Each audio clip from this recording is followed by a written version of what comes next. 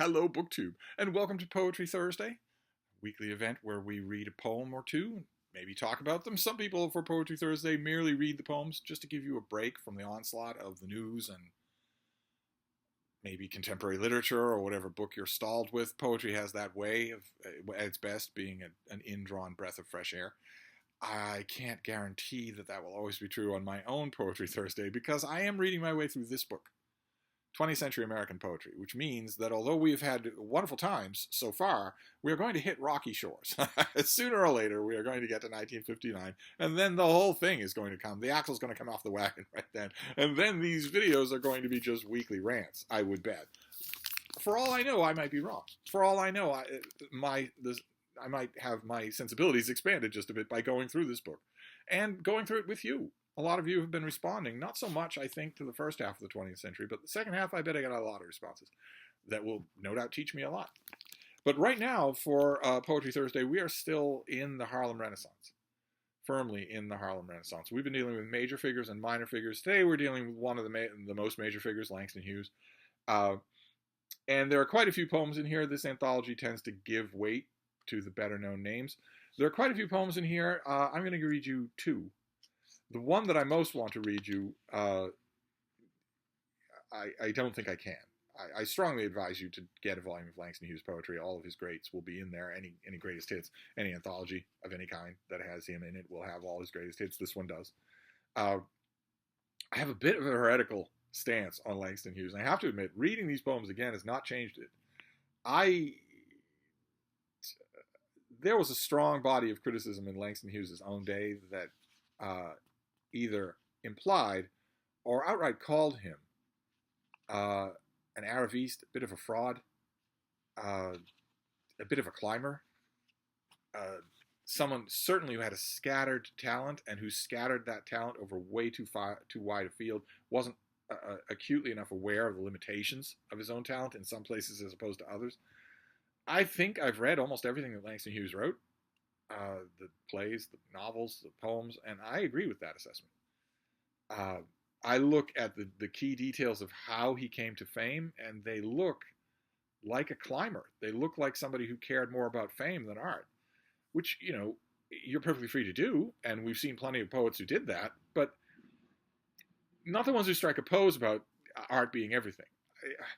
I don't know. I guess what I'm saying here in the long run is that I will eagerly devour the next full-length Langston Hughes biography that comes out. Eagerly. To reset the balance here. Certainly, though, reading through these poems again for Poetry Thursday made me aware that when he's good, he's really good. In anything. I've never known him. I have not known him to be really good in fiction. But the two poems that I'm going to read you are really good. And so are a lot of the others in here. You're going to know them. There are names and phrases in here, turns of phrase in here that are well known to you. I'm sure they will be, even if you didn't know that they came from Langston Hughes. So the first one we'll read is from 1926. It is The Negro Speaks of Rivers. I've known rivers. I've known rivers ancient as the world and older than the flow of human blood in human veins. My soul has grown deep like rivers. I bathed in the Euphrates when dawns were young. I built my hut near the Congo and it lulled me to sleep. I looked upon the Nile and raised the pyramids above it. I heard the singing of the Mississippi when Abe Lincoln went down to New Orleans, and I've seen its muddy bosom turn all golden in the sunset.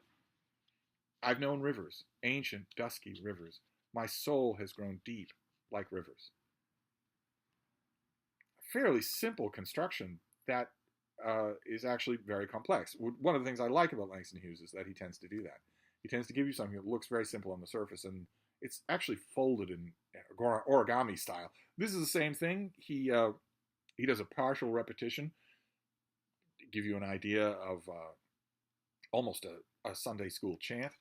And the reminiscences in the middle part of the poem are, he is not reflecting on places that he has traveled. He is, I think, in this poem reflecting on the great rivers that have flown by works in which black people were oppressed, were pressed into slavery to build pyramids or to be at home before they were captured and forced into slavery or whatnot. The rivers that he's talking about that he's known here are by no means only a source of optimism. This is not by no means a symbol of freedom or liberation at all. except for the longest line in the poem, at the very end of the main body of the poem. I heard them of the Mississippi when Abe Lincoln went down to New Orleans, and I've seen its muddy bosom turn all golden in the sunset. I don't think it's any coincidence. It's not a random thing that Abraham Lincoln is mentioned here in connection with the Mississippi. I think that's uh, what alerts me to the racial component. I think it's wonderful, just wonderful. Uh, and I want to read one other here. I will not read. Uh,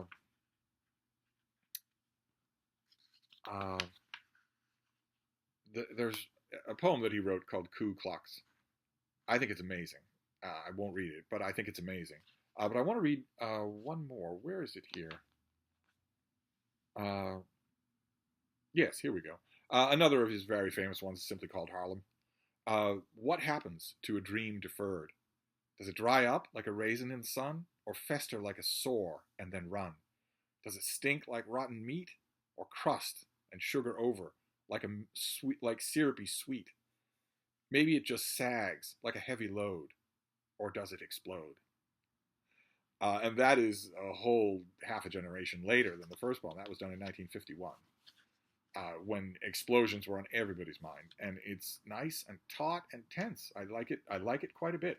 I liked this collection gives me a lot of Langston Hughes, and I liked a lot of it. Some of it seems easy to me. Some of it seems posturing in a way that I don't like. I don't like it in poetry when that poetry is reflecting on any experience or any subject. And I thought that way about Langston Hughes' poetry before I knew that there have always been, at least in his day, there were critics who said that same thing. I love it. It's powerful. I think it's been worked on, which a lot of his work does not strike me as having been worked on. I think it's been worked on a lot, and I like that. Something about it, some reservation. Again, as I've said in other contexts today, it could just be that he's just not.